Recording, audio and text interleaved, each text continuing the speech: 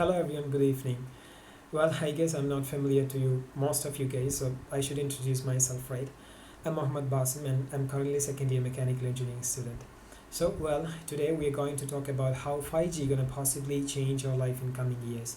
And I think it was on last month, I was reading newspaper, I was going through these headlines, and I stuck to this particular news that we, Geo and Tata are going to implement necessary infrastructure for setting up 5G networks across India. And I was like totally excited at that moment, and I thought that I should have talked about this in an upcoming Enigma Tech Talk series, but unfortunately the exams came in, so I couldn't make it. But I'm very much glad that I've made one. So in order to understand how 5G gonna change our life in the future, it's really important to know how well the past development in communication system have manipulated our life and advanced our life into the current way of our living. So there comes the first generation of cellular technology, and this comes with an amazing and incredible feature that enabled people to communicate from longer distance. And when I say this, you're going to say that even before the invention of first generation of cellular technology, people still used to communicate from much longer distance using telephones.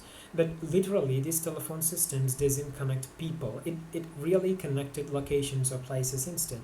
Like if you want to call your friend, you should be at your house at the same time your friend have to be at his house, right? So it really connected between two locations or places, not the people. And after a few years, there comes the second generation, and this was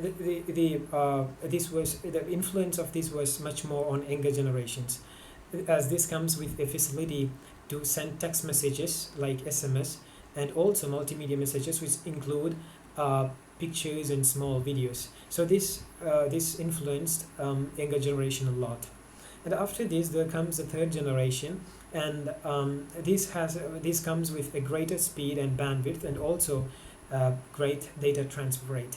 And it enabled features like live streaming of videos and browsing the internet, and also applications were too common that people start to use mobile smartphone applications on daily basis. And after a few years, there comes the 4G network, which we currently using. So I don't have to say much more about it. It has advanced packaging data transfer systems, which enable them to get a very good data transfer rate and also bandwidth. And this enabled people to see and talk, like video chatting and video conference were too common. And also, one thing I have to mention is if the pandemic had happened way before the invention of 4G, the things are not going to be the same. The situation will be entirely different. Like the world going to stagnate. We could not conduct our classes or conduct meetings or conferences, and the list goes on. And after this, now we have to discuss about the latest cellular technology, that's the 5G. And with a limited amount of time, we are not going to cover everything that 5G covers. So I just have to talk about two important things, and that's the speed and low latency that 5G comes with. So the first thing is it's speed, it's the bandwidth, and everyone in the party want to talk about it. It's that kind of thing, right? So I can give you a slight comparison with the speed of 4G and 5G. The speeds of 4G is in megabits, whereas in 5G it's in gigabits. And a gigabit is 1,000 times a megabit. So if you want to download a high quality film or a very big large video game, then it's gonna take a few seconds instead of several minutes, which is used in 4Gs, right? So it makes people so comfortable using these, and also this comes with the low latency, right? The second thing, it's about the low latency.